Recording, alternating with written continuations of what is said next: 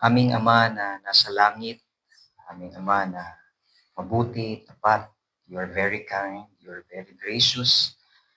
Kayo po ang nagpo-provide sa lahat ng amin pong mga pangangailangan. Kayo po nagsusustain sa amin pong mga buhay, sa amin pong Christian life. Kayo din po ang kumikilos kung bakit kami naririto, Panginoon. Salamat po, Panginoon, ng marami sa lahat. Uh, yung mga nararanasan naming mga failures pagdating sa mga sound systems or sa mga multimedia, pagpapakita lang ito, Panginoon, na yung mga bagay na ito ay hindi namin pwedeng sandalan at asahan. Ngunit yung puso namin ay dapat namin ihanda para sa amin pong pagpuri, pagsamba kapag kami po ay dadalo sa araw ng linggo. Hindi po mapipigil ang amin pong mga puso, ang amin pong isipan para ikaw ay itaas kahit na walang lyrics o walang kumakanta, Panginoon. Mabuti ang lahat ng mga ito, Panginoon, at ito po ay nakaka-add sa iglesia. Pero Panginoon, kayo pa rin po ang highlight ng lahat ng ito. Sa inyo pa rin po ang glory na dapat na maibigay. At salamat sa mga reminders na ito. Panginoon, ngayon pong umaga, tinataas namin ang aming pong pagbubulay-bulayan, ang pag-uusapan namin na salita po ninyo, naway dumadalangin kami, Panginoon, na buksan niyo po ang puso, isipan ng bawat isa sa amin, makinabang kami sa inyo pong salita, naway magkaroon ito ng nourishment sa aming pong mga kaluluwa, naway mai-apply namin ito sa pansarili naming paglakad kasama ka. At higit sa lahat, makita namin ang kadakilaan mo, ang pag-ibig mo, ang graciousness mo, Panginoon, sa inyong pong salita. Lord, dinadalangin din po namin ang mga wala pa dito, naway ingatan niyo po sila, dalihin niyo po sila ng safe.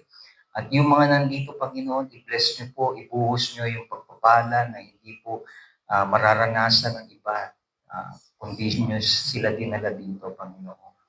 Lord, we praise you sa umagang ito. Patuloy namin sa inyong pinagkakatiwala ang oras, simula pag-uumpisa namin at hanggang sa matapos. Gabayan niyo po kami, Panginoon. Inihiling po namin ang pagkilos ng makapangyarihan ninyo. Banal na Espiritu, Panginoon, para maging personal na ang lahat ng mga bagay na hindi namin kayang maintindihan. Kayo po ang mag-enlighten ito, magbukas ng amin pong kaisipan, Panginoon, at magkaroon ng pagbabago sa amin pong buhay at maging glorifying, Panginoon, ang lakad namin. At hindi kami ang makita, kundi kayo po, Panginoon, sa amin pong buhay. Lord, i-bless niyo po ang bawat isa sa bawat minuto ng pagkakatipon namin at sa inyo po namin itinataas ang lahat ng ito. Maraming salamat po. Ito ang panalangin namin sa tanging pangalan ng Panginoong Jesucristo. Ang lahat ay magsabi na, Amen. Sige po, tayo ay dadako na sa atin pong next na series, yung The Kingdom Prayer, or mas kilala ito bilang The Lord's Prayer. At ang title natin ngayon pong umaga ay magiging part 2 lang. The last time na tinakil natin is yung the priority of prayer na part 1, and then ngayon is yung part 2 ng prayer na ito. So part ito ng mga introductions at kailangan natin itong himayin at hindi naman tayo magtatagal ng sobra dito. Pero bago yon, gusto kong ipakita sa inyo that nung mga nakaraang linggo, viral ang dalawa sa Ateneo na namatay last week dahil doon sa intense na training nila. At nauwi ito sa isang tragedy at nakasentro yung attention ng social media sa kanilang coach na nagdala sa kanila sa training. Last minute, bago mag-resign itong coach ng Ateneo, ay nagbigay siya ng isang interview at ng isang video na siya ay nag-apologize at nagbibigay ng condolences sa mga kaanak. Pero surprisingly, sumagot agad itong nanay ng namatayan ng taga-Ateneo. At ang isa sa mga maliwanag na kinoment niya is, she reject the apologies of the coach ng Ateneo na ito. So isa sa mga sinasabi ng nanay na ito at isa sa mga quote niya ay walang apologies o sorry ang pwedeng maipalit sa buhay ng kanyang anak. Bakit ko binibring up to? Kasi gusto kong i-highlight dito yung word na reject. Yung word na ito ay hindi tinanggap ng nanay ng namatayan. Kahit gaano ka-sincere, kahit gaano ka-deep yung remorse ng pag-ask ng apologies ng coach ng Ateneo na ito, ay ni-reject pa rin ito ng nanay ng namatayan. Well, kapag pinag-usapan natin ang word na rejection, makikita natin ito sa ating text na pag-uusapan natin ngayon pong umaga. Dahil ang Panginoong Jesus, sa part na ito, nang tinuturo niya ang the Lord's Prayer, ay naglaan siya, hindi niya agad itinuro ang tamang pananalangin, kundi naglaan siya ng dalawang priority kung paano niya ni-reject ang mga wrong practices pagdating sa prayer na kinakaharap nung time na nandito ang Panginoong Jesus at kasama niya ang mga disciples. Itinuro niya ang the Lord's Prayer pero pinrioritize niya ang tinatawag na warning pagdating sa mga wrong prayers. Kaya kung kayo po ay may mga Biblia, makibukas po kayo sa akin sa Matthew chapter 6 at ang babasahin natin ay yung buong context ng the Lord's Prayer pero ang gagamitin lang natin ay verse 7 at verse 8. So babasahin ko po sa English translation then sa Tagalog. So magre-reflect naman yata dyan. Sige po, sabi dito sa Matthew chapter 6 sa English translation, verse 5, "And when you pray, you must not be like the hypocrites, for they love to stand and pray in the synagogues and at the street corners, that they may be seen by others. Truly I say to you, they have received their reward. But when you pray, go into your room and shut the door and pray to your Father who is in secret. And your Father who sees in secret will reward you." Verse 7, "And when you pray, do not heap up empty praises, as the Gentiles do, for they think that they will be heard for their many words. Do not be like them, for your Father knows what you need before you ask Him." Verse 9, "Pray then like this, Our Father in heaven, hallowed be your name. Your kingdom come, your will be done on earth as it is in heaven. Give us this day our daily bread, and forgive us our debts, as we also have forgiven our debtors. And lead us not into temptation, but deliver us from evil. For if you forgive others their trespasses, your heavenly Father will also forgive you. But if you do not forgive others their trespasses, neither will your Father forgive your trespasses."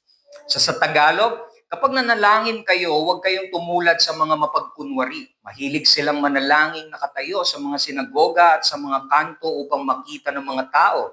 Tandaan ninyo, tinanggap na nila ang kanilang gantimpala.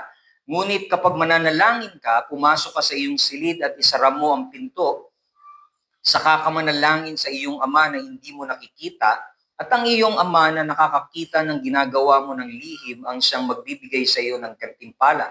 Sa pananalangin ninyo, huwag kayong gagamit ng maraming salitang walang kabuluhan, gaya ng ginagawa ng mga hentil. Ang akala nila ay pinapakinggan sila ng Diyos dahil sa haba ng kanilang sinasabi. Huwag ninyo silang tutularan. Alam na ng inyong Ama na nasa langit ang inyong kailangan bago ninyo ito hingin sa Kanya. Ganito kayo manalangin: Ama naming nasa langit, sambahin nawa ang inyong pangalan, dumating nawa ang inyong kaharian, masunod nawa ang inyong kalooban dito sa lupa tulad ng sa langit. Bigyan mo kami ng aming pagkain sa araw-araw at patawarin mo kami sa aming mga kasalanan, tulad ng pagpapatawad namin sa nagkakasala sa amin. At huwag mo kaming hayaang matukso, kundi iligtas mo kami sa masama, sapagkat iyo ang kaharian at ang kapangyarihan at ang kaluwalhatian magpakailanman. Amen. Sapagkat kung pinapatawad ninyo ang nagkasala sa inyo, patatawarin din kayo ng inyong Ama na nasa langit. Ngunit kung hindi ninyo pinapatawad ang inyong kapwa, hindi rin patatawarin ng inyong Ama ang inyong mga kasalanan. So ito po ang makapangyarihang salita ng Diyos na nagpapauga ng mga kuryente. So, ayan na natin yan.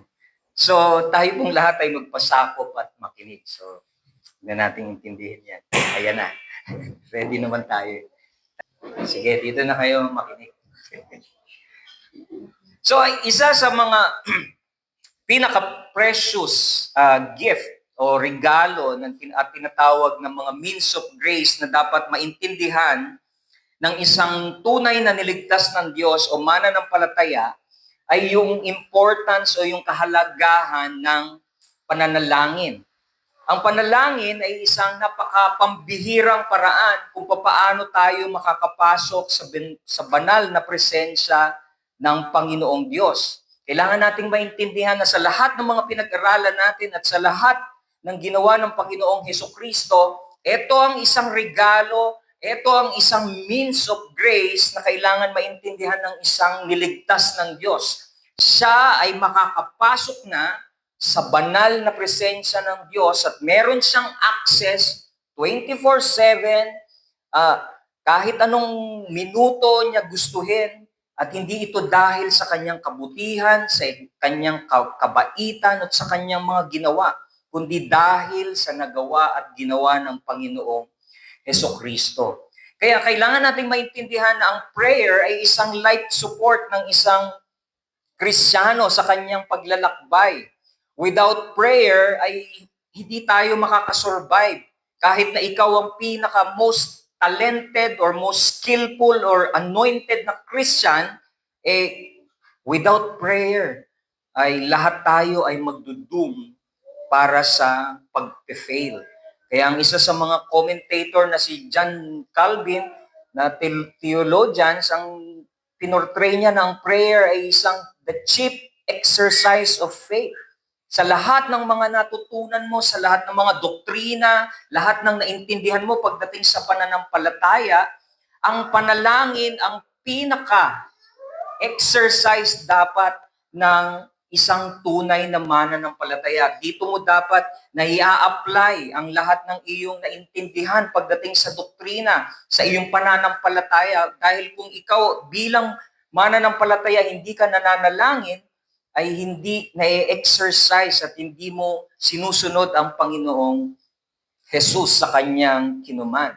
At ganito ka-intense ang pagtuturo ng Panginoong Hesukristo dahil ang Panginoong Hesukristo, tinuro niya sa kanyang mga disciples kung papaano manalangin.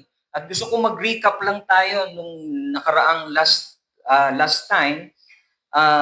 Si Matthew, itong binasa natin, pinipresenta niya ang Panginoong Jesus bilang isang hari. At dumating na ang paghahari ng Panginoong Diyos dito sa lupa, kaya tinatawag itong prayer kingdom or kingdom prayer.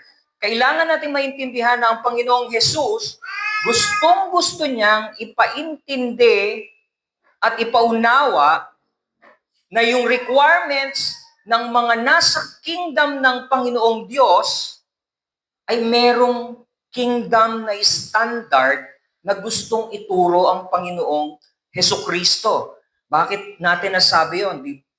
Kung makikita nyo yung pinaka-chapter nito at context, ay pinapakita ng Panginoong Hesus yung tatlong maling kapamaraanan na ginagawa ng religious leaders na ginagaya ng mga Hudyo ng time na ito sa paraan ng pagbibigay, pangalawa, paraan ng pananalangin, at pangatlo, sa paraan ng pagfa-fasting. Itong tatlong responsibility or Christian religious duties na ito ay ibinigay ni Moses sa Old Testament, pero pagdating sa time nila Jesus, ito ay nai-apply nila ng maling kapamaraanan.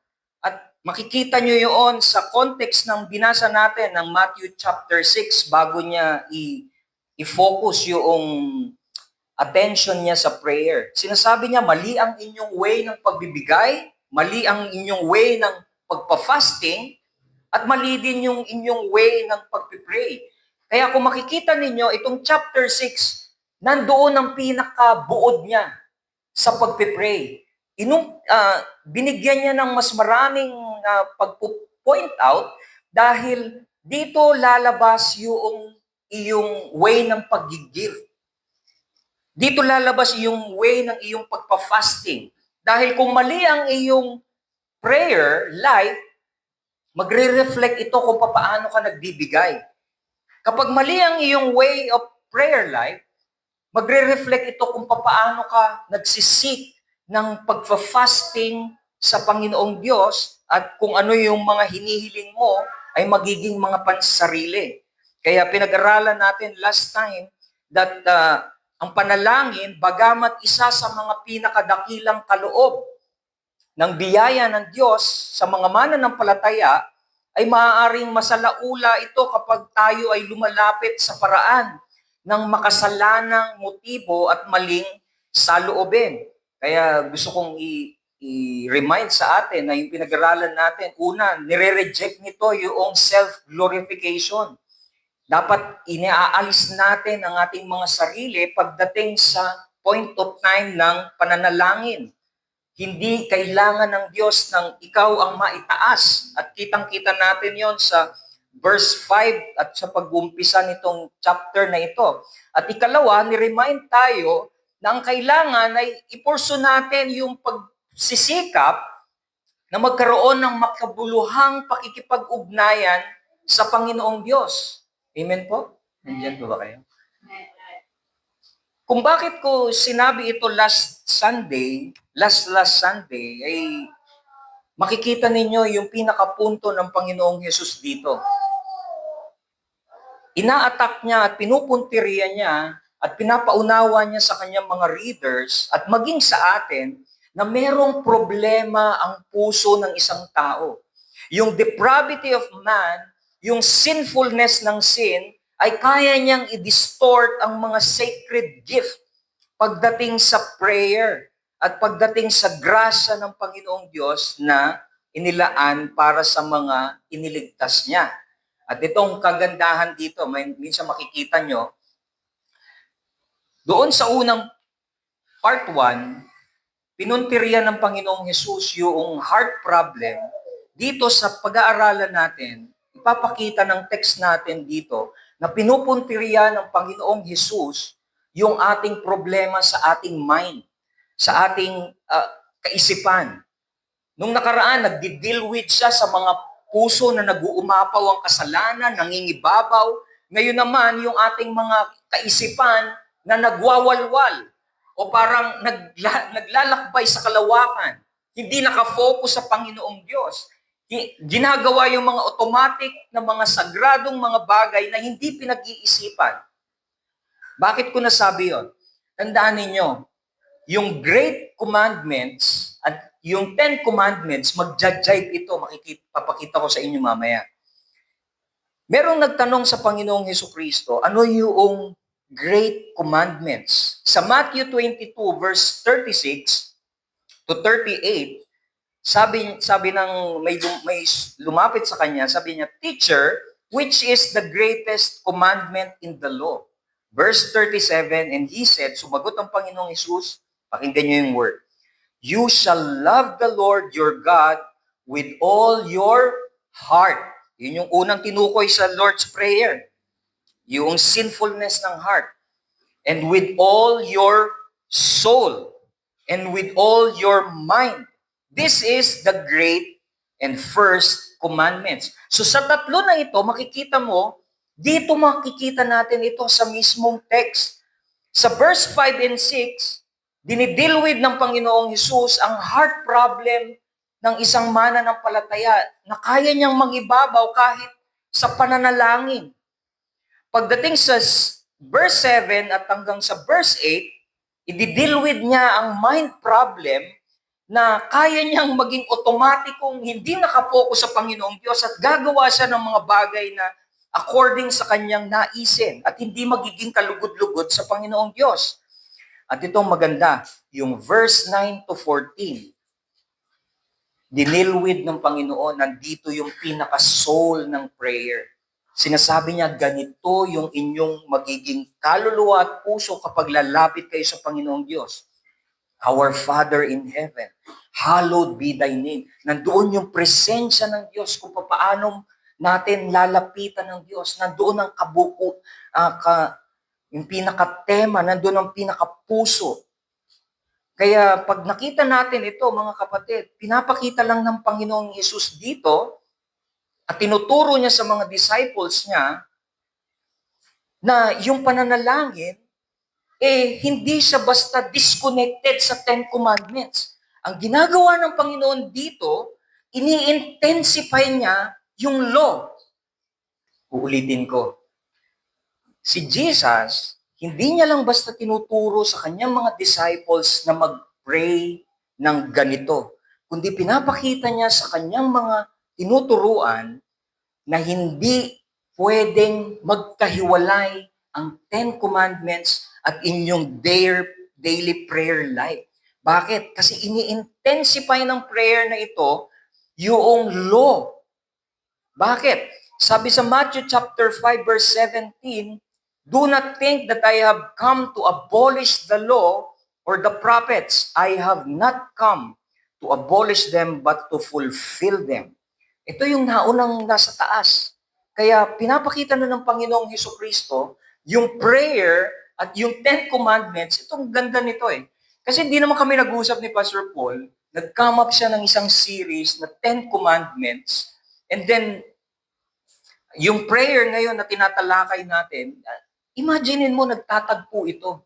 At hindi ako makapaniwala na ito yung gustong ipakita ng Panginoong Jesus. Na hindi kayo pwedeng umalis sa katotohanan ng 10 kautusan na ito at makikita nyo ito dapat mag-reflect sa inyong prayer life. Kaya ang point dito na yung God's law and prayer are inseparably linked, working together to emphasize His character and nature. Yung God's law at yung pananalangin, hindi ito pwedeng magkahiwalay. Nagwo-work ito together para ma-emphasize yung character at yung very nature ng Panginoong Diyos. Hindi ko makalimutan yung sinasabi ni Pastor Paul dito last time sa Ten Commandments. Ipinapakita ng Ten Commandments yung pinaka-ultimate na character ng Panginoong Diyos. Kung papaano siya umaabot sa kanyang mga people. At dito, makikita natin sa prayer, nandoon pa rin ang character ng Panginoong Diyos. Nandito ang Panginoong Jesus, tinuturuan niya ang mga disciples at ang kanyang mga papasok sa kingdom na ganito kayo mag-behave. Dahil ang inyong Ama na nasa langit ay mabuti at hinihintay kayo at ganito kayo lumapit sa Kanya dahil ito yung character niya at kailangan nyong umayos. Amen? Kaya ito yung magiging mensahe natin po ngayong umaga. Mindless and thoughtless prayer is a wasted opportunity to experience true communion with God. Ang panalangin walang pag-iingat at hindi nakatuon ang buong kamalayan sa Diyos ay isang maliwanag na pag-aaksaya ng isang napakahalagang oportunidad na maranasan ng tunay na pakikipag-ugnayan o pakikipag-niig sa Diyos. Gusto kong i-highlight dito yung wasted opportunity. Kapag tayo ay nananalangit, lumalapit na hindi nakatuon sa Panginoong Diyos, sayang ang oras, sayang ang access, sayang ang ginawa ng Panginoong Hesukristo sa krus para makapasok ka sa banal na trono at presensya ng Panginoong Diyos. At ito yung mismong sinasabi ng Panginoong Hesus. Huwag niyong sayangin yung opportunity na manalangin. Dahil kayo na mga niligtas, meron na kayong access sa isang mabuting Diyos na pinipresent ng Ten Commandments. Naghihintay siya. At nandito ang Panginoong Hesus, ginawa niya na yung kanyang trabaho sa krus para kayo ay makalapit at makaabot sa Diyos na ito. Kaya papaano daw natin nawe-waste ang opportunity sa ganitong pamamaraan? Dalawa ang makikita natin. Kapag tayo ay nananalangin, nawe-waste natin yung mga opportunities ng paglapit sa Panginoong Diyos. Una, kailangan nating manalangin at ilagay sa ating kaisipan that we reject a mindless approach to God o pagwawaksi ng walang saysay o kabuluhang paglapit sa Diyos sa panalangin. At ikalawa, we must recognize a mindful Father we have through Christ Jesus. Kilalanin ng maalalahaning Ama na meron tayo. So number one, we need to reject a mindless approach to God. Sabi doon sa verse 7, sabi ng Panginoong Hesus, sa pananalangin ninyo, huwag kayong gagamit ng maraming salitang walang kabuluhan. Ang ESV translation ay do not heap up empty words. Yung empty words yung na-capture niya. Pero maganda yung sa NIV. Do not keep on bubbling words like pagan. Sa King James, vain repetition. So, walang empty words, bubbling words, or parang vain repetition. Parang ang pagpapakita dito sa word na ito ay pagka ginagawa mo daw yung prayer, ay parang kang nagpe-pray ng ganito. Parang blah, blah, blah, blah. Imagine mo magpe-pray ka ng yung sa mga kabataan ngayon, para yung sikat ngayon, yada, yada, yada.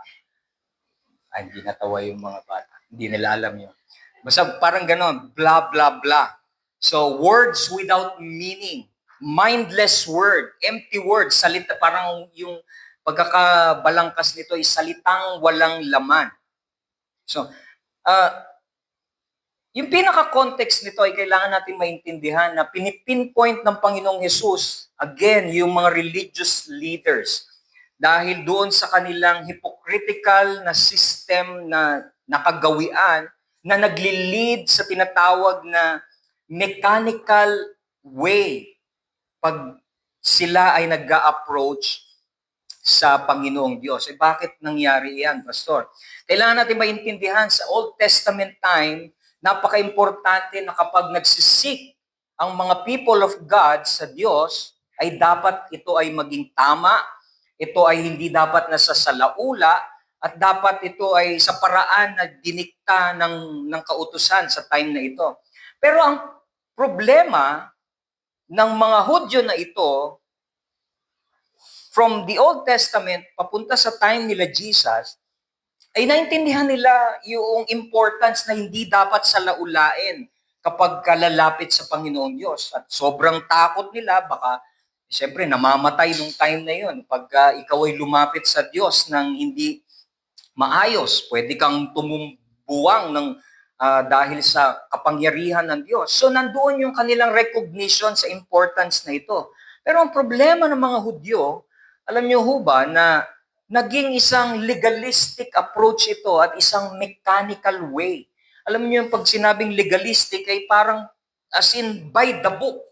At hindi niyo sila masisisi dahil according sa mga commentators, mga kapatid, ay gumawa sila ng mga, para ma-execute nila yung mga prayers, yung mga ritual, ay nag-create sila ng mga book records or parang repetitive na mga prayers sa lahat ng uri.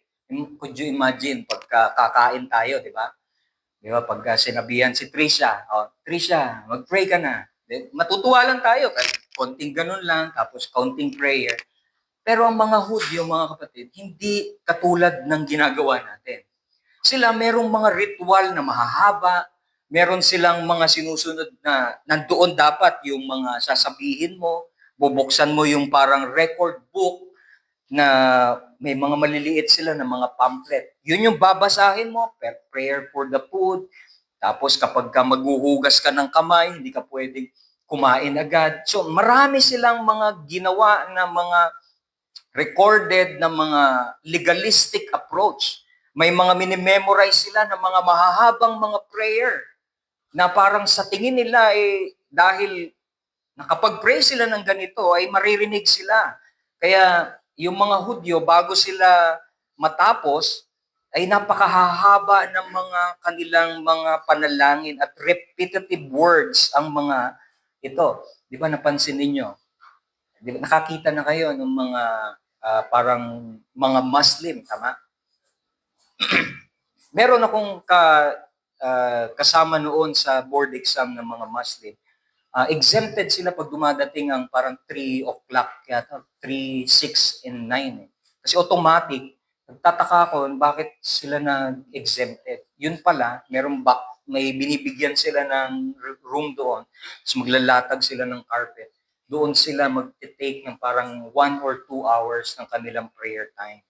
So ganoon yung kanilang laging repetitive na ways. At ang mga Hudyo, meron din silang gano'n. Automatic sa kanila kapag dating sa mga prayer time nila ay merong mga long mga prayers, meron silang mga booklet, meron silang mga repetitive words. At kaya nilang gawin yun. Di ba nakita niyo yung mga Hudyo sa Jericho Wall? Minsan yung mga gumagano, makikita niyo, mga sombrero. Ganon, may mga hawak na booklet. Kasi automatic yon. Pag meron nagpa-pray o magpapalinis ka sa kasalanan mo, o ikaw nagnakaw ka, akin na, bayad. Tapos gano'n sila. Nandun sa wall kasi nakikita nila na parang pwede silang patawarin. So ganito yung mga makikita nating mga senaryo nung mga times nila. At very basic ito. Pero napaka-interesting nito dahil nung sinabi ng Panginoong Hesukristo na huwag kayong gagamit, sa panalangin ninyo, huwag kayong gagamit ng maraming salitang walang kabuluhan. Alam nyo, yung kasunod na word, ay binanggit niya na gaya ng ginagawa ng mga hentil. As Gentiles do, yung tinatawag ng mga pagans. Tandaan natin, ito ay mga Hudyo. Sinasabi ni Jesus, kayong mga Hudyo, dapat kilala nyo ang Panginoon nyong Diyos. Dapat alam nyo kung ano yung dinidesire ng Panginoong Diyos through the law of Moses. Pero ang sinabi ng Panginoong Hesus dito, huwag kayong gagaya katulad ng mga hentil. Itong mga hentil, alam natin, hindi sila mga Hudyo. Hindi nila kilala ang Panginoong Diyos. They are pagan. They are outside, kung tawagin na walang kaligtasan. Paano ko nasabi yon? Makikita natin ito sa language ng Panginoong Hesus sa John 4 verse 22, yung kausap niya yung woman sa well, yung sa Samaritan. Sabi niya, hindi ninyo kilala ang inyong sinasamba, ngunit kilala namin ang aming sinasamba sapagkat ang kaligtasan ay nagmumula sa mga Hudyo. So itong mga Gentiles na ito, hindi nila kilala ang Diyos. At ito yung pinapatungkulan ng Panginoong Hesus nung sinabi niya ito. Tingnan niyo mabuti ito ha. Kausap ng Panginoong Hesus yung maraming mga tao pero pinupuntiriya niya ang mga Hudyo kasi yung kanilang way at systematically na pagpe-pray nila, ginagaya nila at kinukompare ng Panginoong Diyos yung way ng prayer ninyo, hindi niyo dapat ginagawa kasi ways iyan ng mga Gentiles. Kapag ginagawa niyo yung mga long prayers, mga prayers na wala namang laman, para kayong hindi ninyo kilala ang Diyos. Yun yung sinasabi niya. Ang mga Gentiles, nagre-reflect yung kanilang mga attitude at yung kanilang mga behavior, ang kanilang mga ways of living, nagre-reflect yung pati sa kanilang kind ng prayer na hindi katanggap-tanggap sa Panginoong Diyos. Bakit? Pansinin niyo yung next na word. Sabi ng Panginoon, Gentiles, yung mga hindi mananampalataya, mga pagano. Sabi ng Panginoon, ang akala nila'y papakinggan sila ng Diyos dahil sa haba ng kanilang sinasabi. So, dito mo makikita na ang people of God, dapat by this time, naiintindihan nila ang Panginoong Diyos kung ano yung gusto ng Diyos para sa kanyang mga subject. At hindi natin ipinipilit dapat yung ating mga naisin o mga gustong gawin para lang maisubo sa Panginoon Diyos kahit na paulit-ulit at automatic. Kaya alam nyo, pag sinabing bubble words, pag sinabing meaningless words o mga walang laman na salita, pagpapakita ito na yung mga pagan, yung mga hindi mananampalataya, parang sinasabi nila na nagpe-pray sila sa Panginoong Diyos, ito yung gusto namin, ito yung mga sinasabi namin, parang nire-reduce nila yung pagtingin nila sa Panginoong Diyos according sa naisin nila. At ito din yung last time na pinakita ni Pastor Paul dito.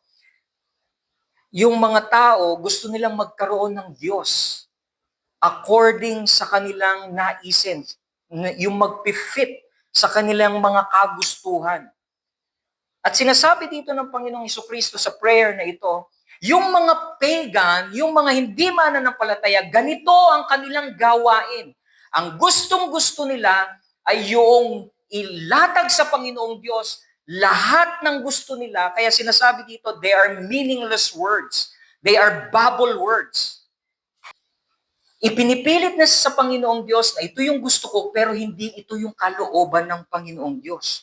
Kaya nakikita nyo yung pagtatagpo sa Ten Commandments sa tinuro ni Pastor Paul last time? Nag-create ka ng sarili mong Diyos dahil yung Diyos mo pwede mong bitbitin. Pwede mong hawakan. Pwedeng sumang-ayon sa gusto mo. Naalala nyo sa social media last time, may nagko-communion sa nagkaroon sila, yung LGBTQ, may communion na din sila. At sikat na sikat si Luka, hindi yung basketball player. Yung Luka na parang drag queen ba yon? Hindi siya nagda-drugs. Drag queen ang tawag dun sa parang parang ganon. So, ang nakakatawa kasi yung LGBTQ na church na yon is ina-accommodate nila yung sa tingin nila na appropriate sa kanilang opinion at sa kung ano yung kagustuhan nila. So, di ba sa atin, nagko-communion tayo according sa nais ng Panginoon Diyos at sa scripture. Pero yung last time sa social media na pinapakita doon ay nakakalungkot lang.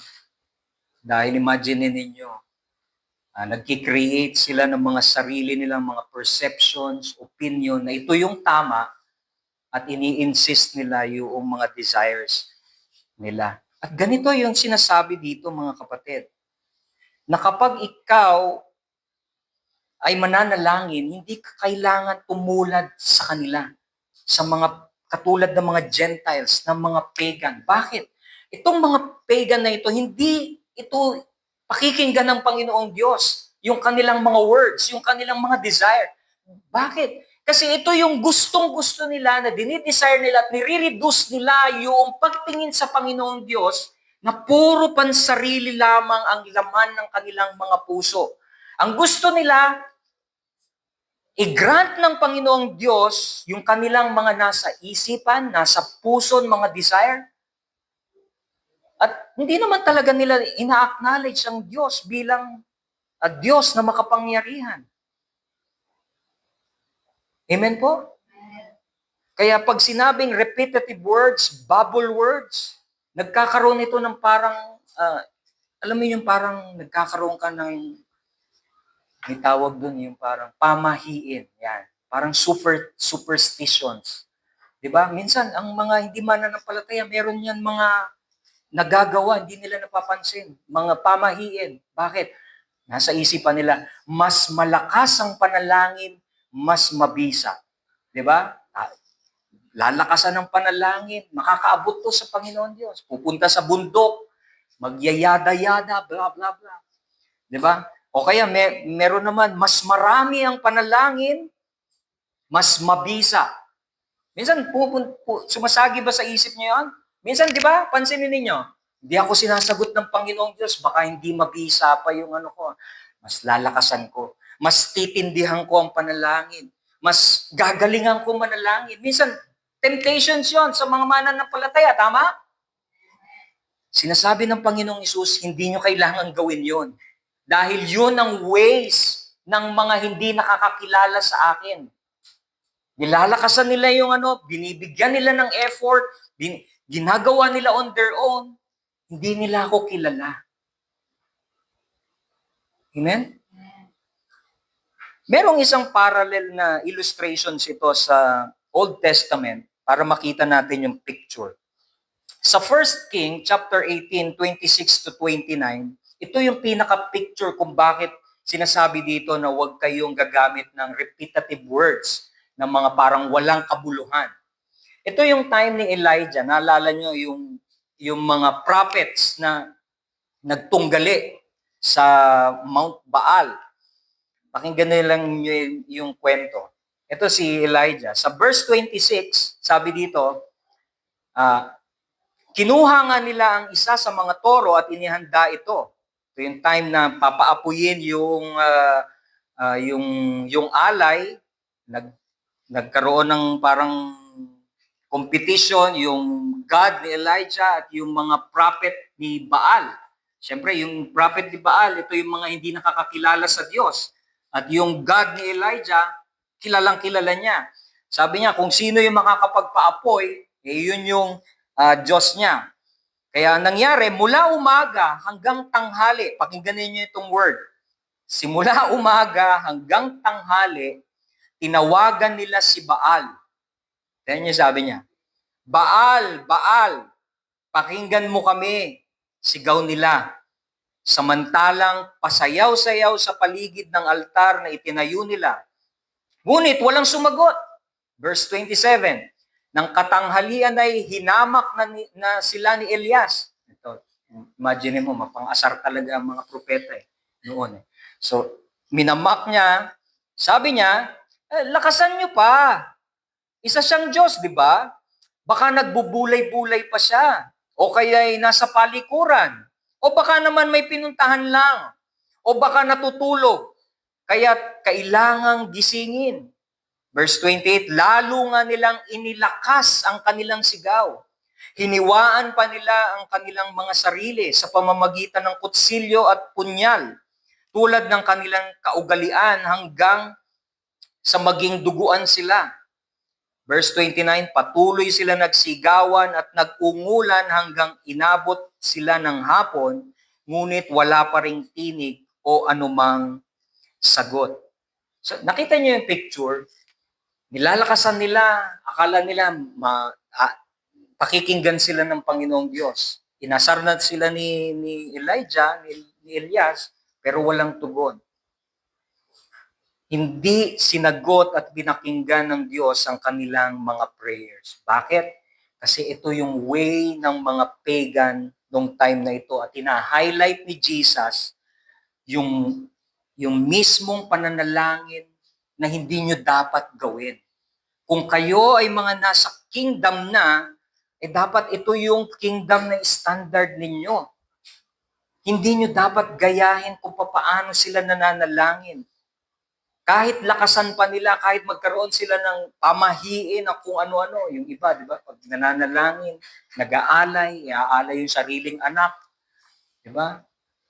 Iaalay kung ano-ano, magbibigay ng pangako. Panginoon, tuparin mo lang ito. Sa'yo na lahat ng sahod ko. Di ba? Walang sumasahod sa atin. Pero hindi ito yung pinapakita dito. Ang sinasabi dito sa text na ito, kailangan maintindihan ninyo na ang panalangin sa kingdom of God ay kailangan mo maintindihan na ang Diyos, siya ay isang sovereign God. Siya ay isang omniscient, all-knowing, all-present. Hindi niya kailangan ang paulit-ulit mong sinasabi dahil alam niya yun. At nag-i-expect ang Diyos na ang kanyang mga people ay mamumuhay sa kalooban at sa standard na kingdom ng Panginoong Diyos. At magandang itong paalala sa atin. Kailangan nating i-remind ang ating mga sarili na yung panalangin natin hindi dapat nagmumula sa mga pansarili nating mga desire. Kailangan nating maintindihan na Diyos na nilalapitan natin sa panalangin ay isang soberanong Diyos na nakakaalam ng lahat ng iyong ipapanalangin bago ka pa magbukas ng iyong bibig. Kailangan mo ring i-mind sa sarili mo na ang Diyos na nilalapitan mo ay yung presensya niya ay isang banal at hindi mo dapat salaulain sa mga kung ano-anong mga bagay na gusto mong ialay sa Kanya para lang dinggin, ipipilit mo yung gusto mo, hindi naman kalooban. Kaya ang point dito, kapag lumalapit tayo sa Diyos sa panalangin ng walang kabuluhan o walang pakundangang paraan, ito ay nagiging nakagawiang kasalanan na humahad lang sa ating malayang pakikipagniig sa kanyang maluwalhating presensya. Kaya nga sabi ng Mangangaral chapter 5 verse 2, huwag kang pabigla-bigla sa pananalangin. Isipin mo munang mabuti ang ipapangako mo sa Kanya, sapagkat nasa langit siya at ikaw ay nasa lupa. Mag-ingat ka sa pagsasalita. Kaya nakita niyo yung word. Nakikita natin yung highlight ng contrast ng isang unbeliever na prayers na hindi sasagutin ito ng Panginoong Diyos at yung way na dapat tinuturo sa atin ng Panginoong Diyos na isik natin yung sovereignty ng Panginoong Diyos dahil nasa langit siya at tayo ay nasa lupa. Siya ay mataas, ikaw ay mababa. Siya ay marangal, ikaw ay hindi worthy. Nag-i-exist ka lang dahil kay Kristo. Amen po? Kaya pag sinabi nating bubbling words, alam niyo po, si Vince, ano ba talaga, Vince o Ice? Vince na lang.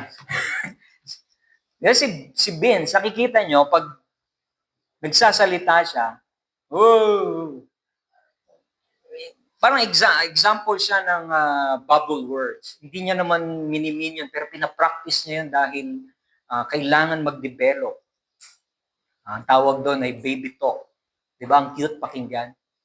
Inaasar namin yung anak namin na si Lilo kasi lumalaki na siya. Although cute pa rin naman. Pero pag inaasar siya ng mga kuya niya at kami, kasi minsan nagbe-baby talk siya. Ang cute pa rin yan tingnan. Diba? Kahit malaki na. Oh, normal yun, pero pag 16 years old at naggaganon pa, ibang usapan na yun. Diba? Ang cute. Pag okay lang yun. Kahit hindi mo maintindihan, daddy, yada, yada. Diba? Maintindihan mo yun. Pero na-imagine nyo ba na kung ako bilang asawa at makikipag-communicate ako kay Ann ng mga bubble words at ganito ako mag-express sa kanya, sa aming buhay mag-asawa, sa palagay niyo, tatagal pa ako. Imagine ninyo, manghihingi ako ng pagkain, ano bang, meron ba tayong pagkain? Imagine ninyo, nagbe-baby talk ako, nag-create ako ng something para ma-express ko yung mga bagay at nag-expect ako na may intindihan niya ako. Siyempre hindi. Ang point na gusto kong maintindihan natin dito, yung communication ay magkakaroon ng hindrance at wala itong maa-accomplish pagdating sa communication natin sa Panginoong Diyos at sa ating relationship sa ating Ama na nasa langit. Kaya it is a waste of time na tayo bilang mga mananampalataya na ginagamit natin ng prayer para sa pansarili nating kaluguran, pansarili nating mga desire, pansarili nating mga motibo. Automatic na kapag time ng prayer time, Lord, hindi pa rin ako nito sinasagot ng nililigawan ko. Paulit-ulit mo yun. Ilang taon mo nang pinagpipray. Kinukulit mo sa Panginoon. Pero alam mo, hindi yan kalooban ng Panginoong Diyos. Lord, bigyan mo na ako ng trabaho. Kahit itong trabaho lang na ito, kahit na gambling kahit mga gangster na lang magpasahod sa akin, pwede na to. Tapos paulit-ulit yun, hindi sinasagot ng Panginoon. Bakit? Kasi ikaw alam mo, hindi yun ang desire ng Panginoong Diyos. Pero ipinipilit mo, nilalakasan mo pa, tinataas mo sa Panginoong Diyos, iniyayabang mo sa iyong desire. It is a waste of time. Namimiss mo ang chance, namimiss mo yung target.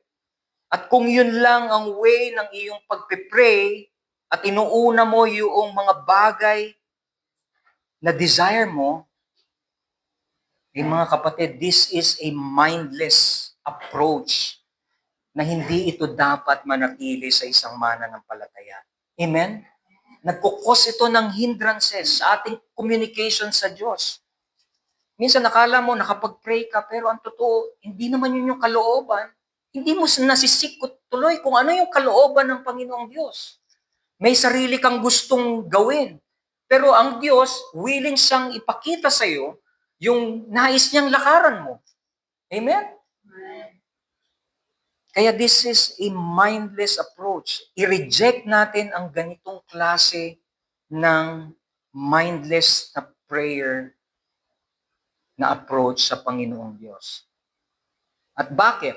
Ikalawa, kailangan ma-realize natin, i-recognize natin ang isang mindful Father na meron tayo dahil kay Kristo. Kilalanin mo ang maalalahaning Ama na meron tayo. At ito yung isa sa precious gift na ito. Ang sabi nung susunod na verse, sa verse 8, sabi dito, do not be like them. Huwag kayong tumulad sa kanila. Ito na yung positive. Sabi niya, alam na ng inyong Ama na nasa langit ang inyong kailangan bago pa niyo ito hingin sa Kanya. Ang ganda nito. Bakit? Kasi ang Panginoong Hesus, ini-introduce niya yung character at nature ng isang tunay na Ama na nakakaalam ng lahat ng ating pangangailangan bago pa tayo magsabi. Ang ganda nito, di ba? Di ba, Father's Day ngayon, di ba? Walang natupad. Ang pinaka-role ng tunay na Ama ay hindi yung gutumin ng kanyang mga anak, tama? Hindi yung hindi makapag-provide. Ang pinaka-role ng tatay, alam niya na siya ay dapat mag-provide dahil alam niya mga anak niya yon. At ganito yung pinoportray ni Jesus. Kung ganyan kayo mananalangin, parang yung sinasabi na yung inyong Ama na nasa langit ay isang mababang klase. Yung pag nananalangin kayo, parang sinasabi nyo na yung inyong tatay sa langit ay hindi kayang mag-provide. Ang inyong tatay sa langit ay pababayaan kayo na mamatay. Tandaan natin, God is a sovereign God. He knows the future. Hindi mo kailanman mababago ang future mo. At lalong hindi mo mababago ang Diyos. God is an unchanging God. At yung tatay natin na nasa langit, ito yung sinasabi ni Jesus. Yun ang isang soberanong Diyos na creator. Siya yung naglikha sa'yo. Siya yung nagbigay. Kung ano ka man ngayong edad na ngayon, nandyan ka ngayon sa edad mong yan dahil tinustusan ka ng Panginoon Diyos. Inalaw niya na ikaw ay mabuhay sa ganyang edad mo dahil lahat ng pangangailangan mo, sinustain niya. Amen? Pero merong isang tanong dito. Pastor, kung sinasabi dyan sa text na alam na pala niya lahat, bago pa ako mag-pray, bakit pa ako mananalangin? Well, magandang question yun. Dahil ito yung pinaka-point, mga kapatid. Ready na kayo? Yung panalangin natin, binabago ng panalangin ang ating pananaw mula sa pagtutuon sa ating mga pangangailangan patungo sa pagkilala na ang Diyos lamang ang tunay nating kailangan. Uulitin ko, kapag tayo ay nananalangin, yes, sinasabi ng text na ito na alam na niya yung lahat ng kakailanganin mo at lahat ng hihingin mo.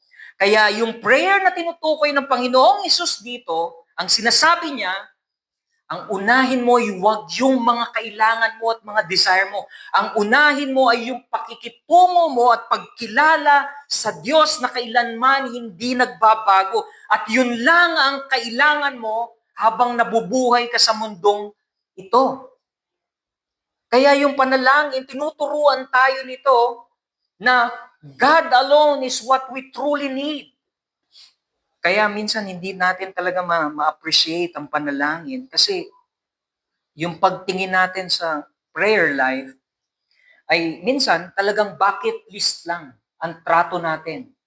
Nakikita natin makapangyarihan ng panalangin, makapangyarihan ng Diyos, at dumudulog lang tayo sa panalangin kapag meron tayong pangangailangan. Merong emergency, agaw buhay ang anak, agaw buhay ang iyong sarili, meron kang malalang sakit, wala kang trabaho. Minsan, ganun lang tayo lumalapit. Pero never nating na-appreciate na kailangan nating maintindihan ang tinuturo ni Jesus Christ.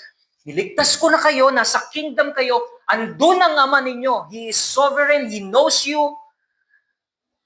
And kailangan ang satisfaction mo ay nasa Kanya. Amen? Ang Diyos ang pinaka-kailangan natin. Kaya ang ganda nito. Tinuturo sa atin ng prayer na ito na kailangan nating i-enjoy ang Diyos na lumikha bilang Ama.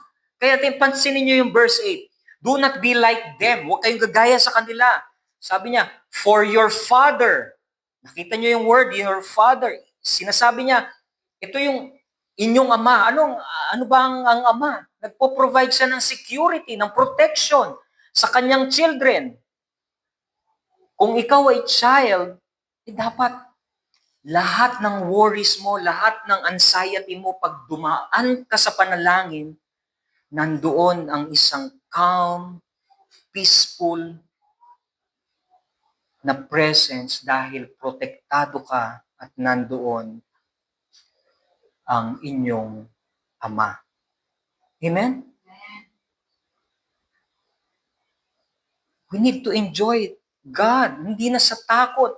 Kailangan natin ma-enjoy ang Diyos dahil nandoon na ang Panginoong Yesus. Nag-provide na siya ng middle ground para ikaw ay makalapit sa Diyos. Dati, ang Old Testament people na kinakausap ni Moses, takot na takot sila. Kailangan pa nila ni Moses para makipag-ugnayan. Pero ngayon, dito pinapakita ni Jesus, pwede na kayong lumapit, ma-enjoy ang presensya ng Diyos. Hindi na kayo mamamatay dahil namatay na ako sa inyo. Para sa lahat ng mga pinili, sinecure ko ang kaligtasan ninyo, kaya by this time, makakalapit kayo ng inyong malaya nakikipag-usap sa inyong Ama. Amen?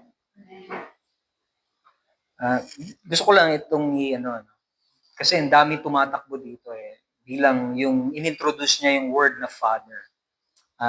Makikita natin ito sa next na series pa.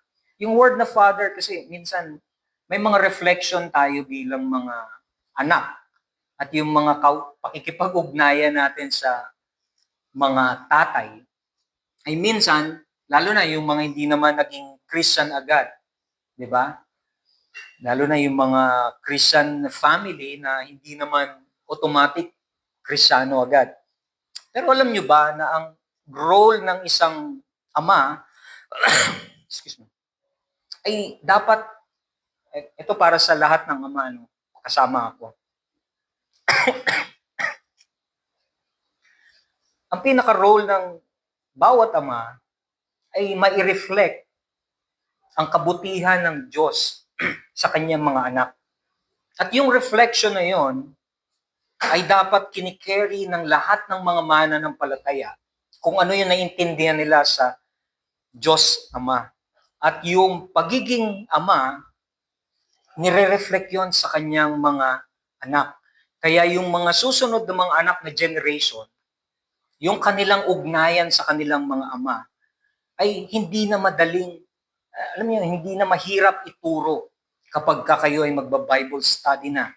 Kasi yung pinaka-primary role natin bilang mga tatay ay kung paano tayo makikipag-communicate, kung paano natin maipoportray ang Diyos sa kanila bilang mga ama.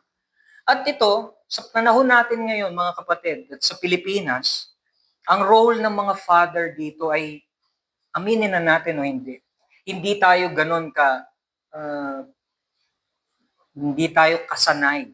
Dahil ang culture natin na kinasanayan, lalo na yung mga 80s, mga 80s lang. Tama ba? Yung mga 80s, ang mga magulang niyan, siyempre, yung culture ng, macho, makismo, culture. Kailangan nagpo-portray na matapang ang mga tatay noon.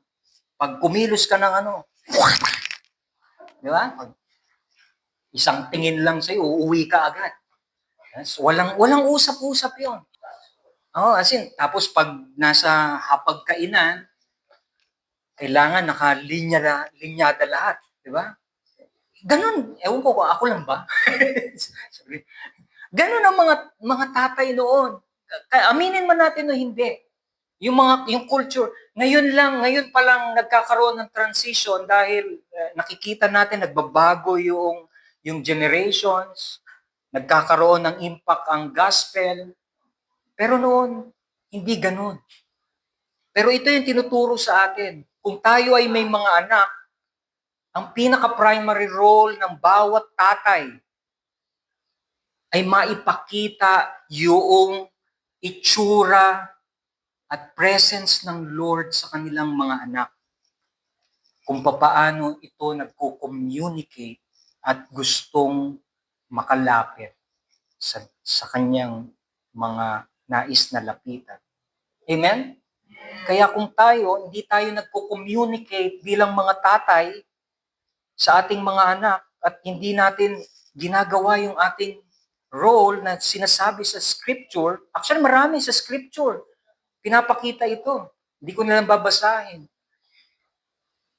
Alam niyo, ang pinaka-consequences nito, mahihirapan tayong i-introduce ang gospel sa kanila. Amen? At hindi ko to sinasabi because dahil ako yung ako yung perfecto, hindi. Nag-struggle din ako dito, pero ito yung pinapakita dito. Kasi papaano natin maiintindihan na yung tinuturo ni Jesus na ito, na sinasabi niya, tawagin ninyo ang inyong ama, ang Diyos bilang ama. Nung time na ito, iba ang portrayal ng mga ama nung time nila. Hindi katulad natin na mas mababait na ngayon. Sa kanila medyo, parang king, di ba, tawag sa kanila master, yung mga tatay. Lord of the house.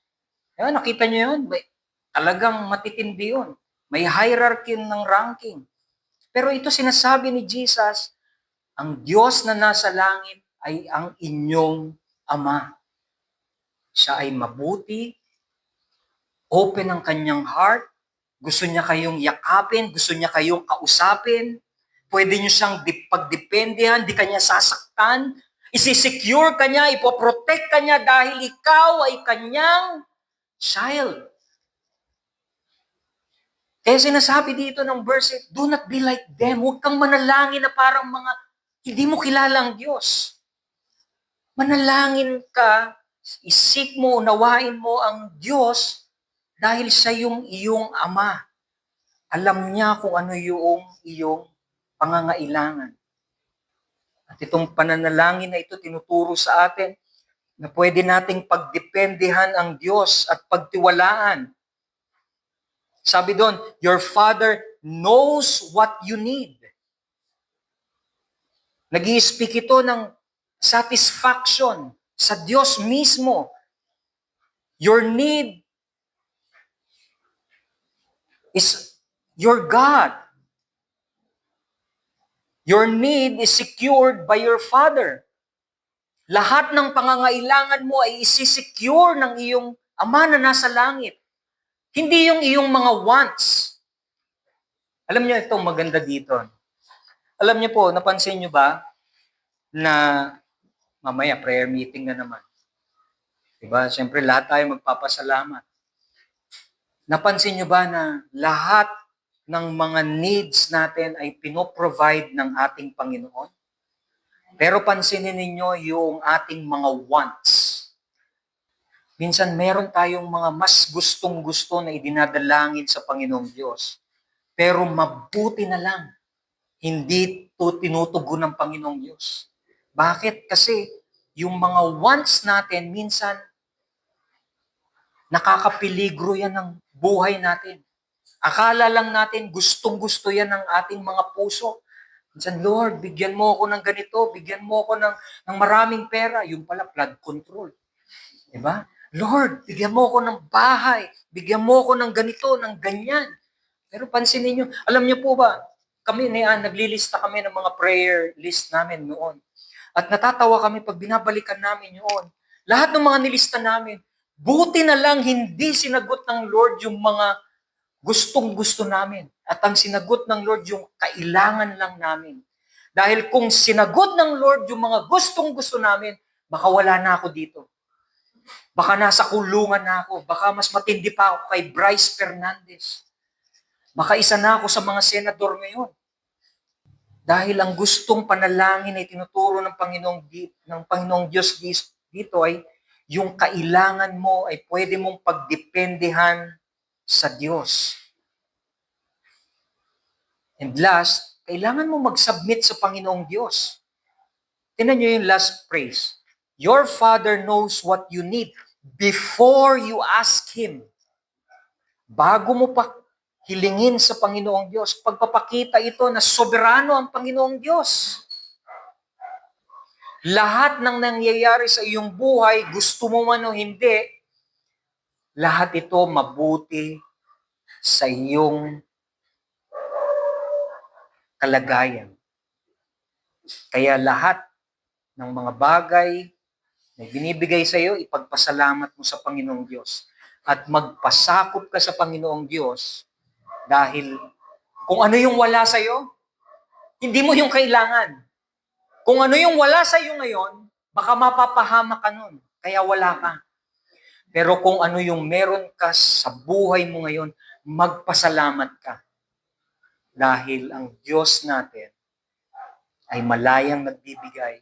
Pinapakita niya, ini-invite ka niya, kilalanin siya, pag-aralan siya, at alamin yung puso ng Diyos. Amen? Maaring hindi laging sinasagot ng Diyos ang ating mga kahilingan ayon sa ating mga ninanais.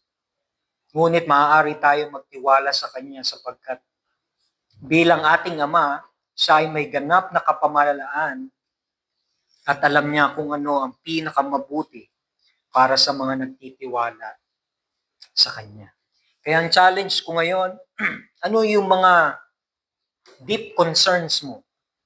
Ano yung mga panic mo sa iyong buhay? Ano yung mga wino-worries mo? Sobra kang nagiging anxious na inuunahan mo agad yung mangyayari. Pero ang pinapakita dito mga kapatid, kailangan mong i-recognize that ang Diyos ay isang Diyos na soberano, pero isang maalalahaning Ama na nagmamahal sa iyo. At ini-invite ka, kilalanin siya, kausapin siya. Tanggalin mo muna lahat ng mga list na hawak-hawak mo. Tanggalin mo muna lahat ng mga pinag-worry mo. Lord, mapuputulan na kami. Lord, wala kaming kakainin. Lord, hindi mag-aaral yung anak ko. Lord, hindi mo na ba ako sasagutin? Mamamatay na ako. Kailangan nating maintindihan, hindi kailangan ng Diyos ng lahat ng iyong mga request. Ang kailangan niya ay yung paglapit at pagkilala na ang ating Ama na nasa langit ay kumikilos sa paraan na hindi katulad natin. Amen? Kaya pwede nating pagtiwalaan ng Diyos kahit nandoon tayo sa panahon na hindi maganda yung sirkumstansya. Sa panahon na parang pakiramdam natin, iniwan na tayo ng Panginoong Diyos. Pero hindi. Ang sinasabi ng scripture dito, i-recognize mo at i-enjoy mo ang Diyos na lumikha ng kalangitan dahil ito ang iyong tatay. At dahil yun kay Kristo sa kanyang ginawa sa krus ng Kalbaryo. Amen po? And last na lang, gusto kong panghuli. Alam nyo, yung anak ko, yung bunso namin, si Lilo, may talent siya eh. May talent siya na kaya niyang makapag-promise ang isang katulad ko na tatay kahit hindi naman ako nangako. Alam niyo yun? Pag lumalapit siya sa akin, Daddy, pagkausap niya ako, parang alam niyo, pag may gusto siyang mangyari at mapapangako niya ako, sasabihin niya, pangako, promise, bibilan mo ako ng ganito. At minsan lumalapit siya sa akin pagka yung may mga ginagawa ako. Sasabihin niya sa akin, Pinky, promise, bibilan mo ako ng ganito. Ha? Minsan, lalapit siya sa akin, Daddy, may pangako ka sa akin. Ha? So, nakita niyo yung talent niya?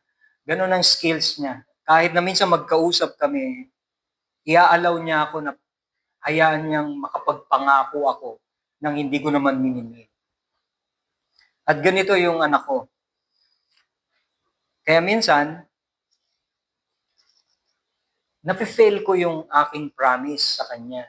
Minsan, hindi naman ako nagsalita. Tapos hanggang mamaya, iiyak na siya. Sabi mo nangangako ka, tapos di mo naman tinutupad. Ilang beses yon nagpe-fail ako sa kanya. Pero kasi nga, yun nga yung talent niya. Pinagpapangako niya ako na hindi ko naman sinabi. Pero alam niyo po ba, ganito yung klaseng earthly father na meron dito sa mundong ito. At marami siguro sa atin na fail na kayo ng inyong ama kapag sila ay nangako sa inyo. Di ba? Darating ako dyan, kumbala. Hindi ako magbibigay sa iyo. Minsan, nakaka-frustrate, tama? Nakakalungkot kapag na-fail ang promise. Pero ang gustong sabihin sa atin ng text na ito, pwede tayong lumapit sa Diyos, pwede tayong magtiwala ng buong buo. Hindi niya kailangan ang inyong mga panik, ang inyong mga ilalatag ng mga naisin o mga desire ninyo. Dahil unang-una, alam na ng Diyos bago pa bumukas ang inyong bibig. Alam na niya yung nasa looban ng inyong pong puso. Kaya pwede nating pagtiwalaan ng Diyos dahil ang pangako ng Diyos ay secured at maaasahan sa lahat ng panahon. Amen. At ito yung gustong makita ng bawat isa sa atin. Na hindi lang tayo lalapit sa panalangin ng may mga pangangailangan. Kundi, umpisahan nating manalangin kahit wala tayong pangangailangan. Ilang minuto, ilang oras tayo mananalangin. Alam niyo, mas mahaba tayong manalangin kung mas marami tayong kailangan. Pero hinahamon tayo ng text na ito na tingnan mo yung iyong prayer life nang wala kang panalangin at makikipag-usap ka lang sa Diyos. Tingnan mo kung hanggang saan ka tatagal. Amen? Kaya challenge ito sa atin mga kapatid. Tayo ay manalangin para maintindihan natin ang kalooban ng Diyos. At pwede na tayong lumapit sa panalangin dahil kay Kristo anytime dahil dadalhin niya tayo sa buhay na walang hanggan na kanyang ipinangako. Ang saklap naman, no? Mamamatay tayo sa mundo na ito, tapos hindi natin na-enjoy ang prayer life natin. Tapos umaasa tayo, nakatatagpuin natin ang ating Diyos na lumikha sa atin, ang ating Diyos na nagbigay sa atin ng buhay, ng kaligtasan, lahat ng benepisyo na meron sa atin, binuhos niya lahat sa atin. Tapos, napakakaunting time na inilalaan na kilalanin natin ang Diyos. Tapos, pag nawala na tayo ng buhay dito, ako para sa akin, pag nare-realize ko, pag humarap na ako sa Panginoon Diyos, siguro iiyak ako sa kahihiyan. Pag nare-realize ko. Kasi, nare-realize ko, parang yung time ng effort ng prayer life, parang gaganito kakarampot. Tapos ngayon, lahat ng mga pagpapala, ng mga benefits, binubuhos sa akin. Pinapakita ni Jesus, yung God of the Creator, tatay ko. Tapos yung pupuntahan ko, tatay ko. Tapos sasabihin niya sa akin, yung mga, ako, hindi ko naiintindihan po ba? So, isa ito sa challenge sa atin bilang mga CBMMC Church na mag-start tayong kilalanin ng Panginoong Diyos at lumapit sa Kanyang presensya at ma-enjoy siya at patuloy na sikapin na saliksikin ang kalooban ng Diyos. Amen po. Tayong lahat ay manalangin. Panginoon, salamat po sa oras na ito. Aming Ama na nasa langit, salamat po sa reminder ninyo. Totoo po na alam ninyo ang lahat ng mga pangangailangan namin. Lahat ng mga naisin namin. Lahat ng mga iniisip namin. Lahat ng mga gumagambala sa amin pong mga isipan. Lord, salamat po dahil nire-remind niyo po kami na lahat yan ay nasa sa inyo pong isipan. At alam niyo rin po kung ano yung mangyayari sa amin. But Lord, never pa naming sinik, Lord, at in-enjoy ang inyong presensya in a private moment na maglaan ng time, saliksikin ka, bigyan ka ng oras sa mga busy na mga mundo namin. Punong-puno kami ng busy, ng kabisihan, punong-puno kami ng mga agenda, punong-puno kami ng kung ano-ano mga motibo, mga plan sa amin pong buhay. But Lord, you remind us that ang pinaka precious gift na meron kami dahil kay Kristo ay kayo, Panginoong Diyos. Kayo lamang po ang pinaka greatest treasure kung bakit kami nabubuhay. Kayo po ang dahilan sa lahat ng mga bagay na meron kami. At salamat, Lord, sa pagbibigay ninyo ng direksyon na ito according sa inyo pong text. Na kami po ay lumapit sa inyo, kami po ay malaya, pwede kami makapagsabi ng lahat ng mga nais naming sabihin because you are our Father in heaven.